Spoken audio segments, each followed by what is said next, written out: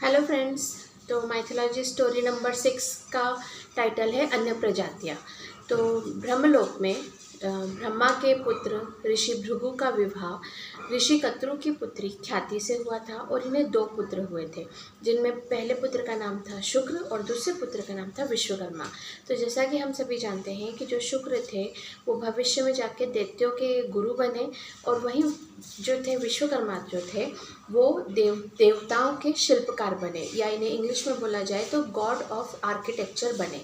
तो ब्रह्मा और सरस्वती ने विश्वकर्मा का विवाह देवी गायत्री से करवाया, और विवाह के बाद विश्वकर्मा की 7 संतानें हुए, जिनमें से जो उनका पूरा डिटेल डिस्क्रिप्शन इस प्रकार है कि विश्वकर्मा की जो पहला पुत्र हुआ उसका नाम भी उन्होंने मनु ही रखा। मतलब एक मनु जो ब्रह्मा ने पहला फर्स्ट ह्यूमन क्रिएट किया था वो थे, और वहीं विश्वकर्मा और गायत्री के पहले पुत्र का नाम भी उन्होंने मनु रखा। तो मनु का, और आगे जाके भविष्य में मनु का विवाह ऋषि अंगिरा की बेटी कंचना से हुआ। फिर दूसरे नंबर पर भी विश्वकर्मा को पुत्र हुआ जिनका नाम उन्होंने मय रखा, और इनका भविष्य में जाकर इनका विवाह ऋषि पराशर की बेटी सौम्या से हुआ। वहीं विश्वकर्मा के तीसरे पुत्र का नाम त्वेष्टा रखा गया, त्वेष्टा, और इनका विवाह ऋषि कौशिक की बेटी जयंती से हुआ। फिर चौथे पुत्र का नाम शिल्पी रखा गया, और इनका विवाह ऋषि भृगु की बेटी करुणा से हुआ। अब ये जो आप बोलेंगे कि ये ऋषि भृगु की बेटी करुणा से कैसे इनका विवाह हो गया, तो ये दो पुत्रों के बाद में इनकी और एक पुत्री भी हुई। अब फिर इस तरीके से ये इतना कॉम्प्लिकेटेड रिलेशन कैसे हो रहे हैं, तो बात ये है कि अभी जो है कोई भी सिस्टम डेवलप हुआ नहीं है शादी या रिलेशनशिप का। मतलब जैसे हम बोलते हैं ना, ये बुआ लगती है, ये हमारी मौसी लगती है, हमारे मामा मामी लगते हैं, ऐसा कुछ भी रिलेशन अभी बने नहीं है, क्योंकि अभी जो संस्कृति, हमारा जो समाज है, हमारी जो सभ्यता है, जो रीति रिवाज है, ये अभी स्टार्ट ही नहीं हुए हैं। ये एकदम स्टार्टिंग डे है कि जब धरती का अभी तो पृथ्वी ही नहीं बनी है। तो उस समय जो रहते थे वो स्त्री और पुरुष की जो योग्यताएं रहती थी, जो उनकी काबिलियत रहती थी, उस हिसाब से इनके विवाह हो जाया करते थे। और इस समय ऐसा भी कुछ नहीं था जैसे घर में होता ना कि सबसे पहले बच्चे का विवाह होगा, फिर दूसरे नंबर के बच्चे का विवाह होगा, फिर तीसरे नंबर के। अभी ऐसा है कि जब जिसको योग्य जीवन साथी मिल रहा है उसी हिसाब से उनकी शादी हो रही है। इस समय कोई बड़ा छोटा या बड़ा भाई पहले, फिर उसके बाद में छोटी बहन का पहले, ऐसा कुछ भी सिस्टम डेवलप नहीं हुआ। इसी वजह से इस तरीके के कंफ्यूजिंग रिलेशंस बन रहे हैं, और इसी तरीके से ये इस आपस में विवाह हो रहे हैं जिसमें आपसे रिश्तेदारी निकल रही, फिर भी उनकी शादी हो रही है। और अभी ये गोत्र जाति भी कुछ बनी नहीं है। जब आगे के स्टोरीज में जब ये बन जाएगी उसके बाद से जो शादियाँ होगी तो वो एक सिस्टमेटिक तरीके से शादी होगी। Okay, come to the topic कि फिर अभी तक मैंने 4 बेटों के बारे में बता दिया। फिर विश्वकर्मा और देवी गायत्री का 5वें बेटे का नाम देवाज्ञ था, और इनका विवाह ऋषि जैमिनी की बेटी चंद्रिका से हुआ। फिर 6 नंबर पर विश्वकर्मा को बेटी हुई जिनका नाम बाहिर्स्मति रखा गया, और इन्हीं का विवाह मनु के पहले पुत्र प्रियवत से हुआ था। जो फर्स्ट ह्यूमन क्रिएट किया था मनु, उनके पहले पुत्र प्रियवत से हुआ था। और फिर सबसे लास्ट में सबसे इम्पॉर्टेंट जो उनकी 7वीं बेटी थी उनका नाम संज्ञा रखा गया, और यही संज्ञा का विवाह भविष्य में ऋषि कश्यप और अदिति के पुत्र सूर्यदेव से हुआ था। ओके, तो ये तो हो गया विश्वकर्मा की फैमिली का पूरा डिस्क्रिप्शन। अब कम टू द नेक्स्ट कि अन्य प्रजातियों के बारे में।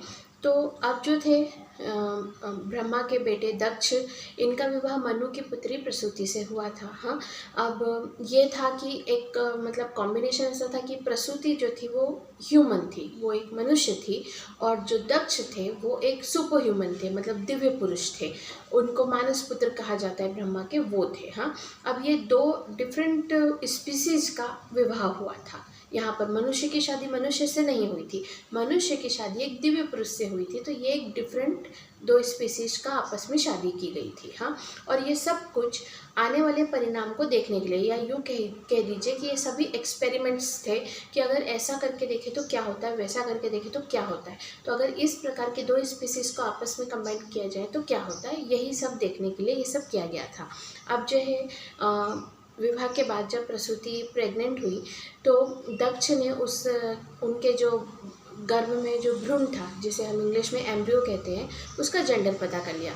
और जेंडर पता करना तो हम जानते ही हैं, आज भी बहुत से लोग कर ही लेते हैं, इलीगल होता है फिर भी कर ही लेते हैं। तो उन्होंने जेंडर पता कर लिया और उनका जेंडर था कि वो एक पुत्र को जन्म देने वाली थी।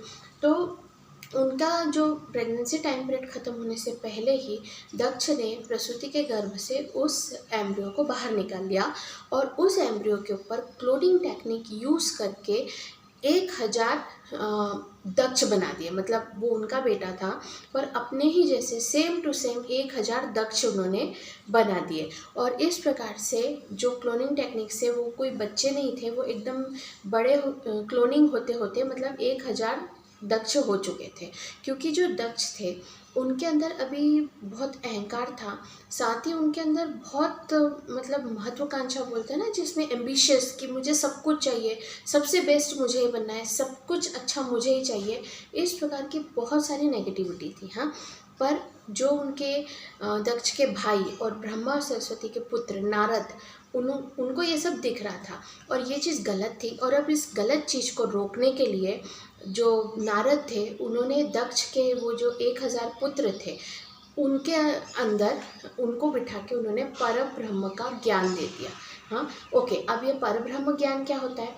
परब्रह्म ज्ञान वो होता है कि जिसके अंदर हमारी जो भौतिक चीज़ें होती है, जो फूड, क्लोथ, ये सब के साथ साथ और भी जितनी भी हमारी रिक्वायरमेंट रहती है, ये सब कुछ जो भी हमारे अंदर मतलब हम डेली जीवन में यूज़ करते हैं, इन और जो इंक्लूडिंग नेचर, जो हमें नेचर अच्छा लगता है, जिस तरीके से हवा चलती तो अच्छा लगता, बारिश होती तो अच्छा लगता, ये सब चीज़ से अपनी जो मन है वो ऊपर उठ करके सिर्फ और सिर्फ ईश्वर की भक्ति में जो लीन हो जाता है उसे परब्रह्म का ज्ञान कहते हैं।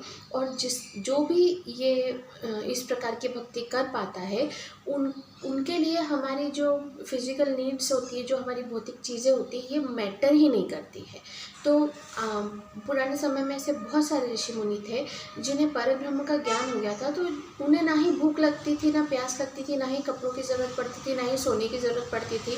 वो पूरे टाइम सिर्फ ईश्वर में लीन रहते थे। तो इस प्रकार का परब्रह्म का ज्ञान उन्होंने उन दक्ष के उन 1000 पुत्रों को दे दिया। अब जैसे ही उन्हें ये परब्रह्म का ज्ञान मिला, उन्होंने क्या किया, अपने भौतिक शरीर को त्याग करके अपनी आत्मा को ब्रह्मा के अंदर लीन कर दिया। और इस तरीके से उसके दक्ष के 1000 पुत्र जो थे वो ख़त्म हो गए। अब दक्ष का जो प्लान था ये सब करने का, वो प्लानिंग ये थी कि वो चाहते थे कि बहुत सारे दक्ष हो जाए ताकि सब दूर सिर्फ दक्ष ही दक्ष उनको दिखाई दे और उन्हीं का राज रहे। पर नारद ने उनका जो प्लान था वो पूरी तरीके से फेल कर दिया। तो दक्ष ने गुस्सा होकर के, क्रोध में आकर के नारद को श्राप दिया कि आज के बाद कभी भी तुम किसी भी स्थान पर ज़्यादा समय तक रुक ही नहीं पाओगे, तुम हमेशा इधर उधर भटकते रहोगे। तो इसीलिए नारद कभी भी एक जगह रुकते नहीं हैं। हाँ, तो और उनका ये श्राप देने का मकसद यही था कि अगर मैं ये श्राप दूंगा तो वो ब्रह्मलोक में ज़्यादा रुक ही नहीं पाएंगे और वो इधर उधर घूमते रहेंगे, इसीलिए नारद हमेशा घूमते रहते हैं। हाँ, तो नारद ने भी दक्ष को श्राप दिया कि आज के बाद तुम कभी भी किसी बेटे के पिता नहीं बनोगे, तुम्हारे घर में सिर्फ और सिर्फ बेटियों का ही जन्म होगा। अब उन दोनों को आपस का ये वाद विवाद देख के, ये झगड़ा देखकर ब्रह्मा ने मतलब बीच में इंटरफेयर किया और ब्रह्मा ने दक्ष को उनकी गलती बताई कि देखो तुम्हारी गलती है, कभी भी किसी के भी मतलब एम्ब्रियो के साथ में कोई भी छेड़छाड़ नहीं करनी चाहिए और तुमने जो लालच के पीछे मतलब जो अपनी एम्बिशंस के पीछे ये जो क्लोनिंग टेक्निक की और इतना सब जो किया है ये गलत था। तो अगर तुम एक अच्छी संतान चाहते हो तो तुम्हें अपने मन के विचार अच्छे रखने होंगे, जो अच्छे विचार रखते हैं उनके संतान भी अच्छी होती है। पर उन्हीं जब ब्रह्मा ने दक्ष को ही उनकी गलती बताई तो उन्हें बहुत गुस्सा आया दक्ष को और वो काफ़ी क्रोध में थे।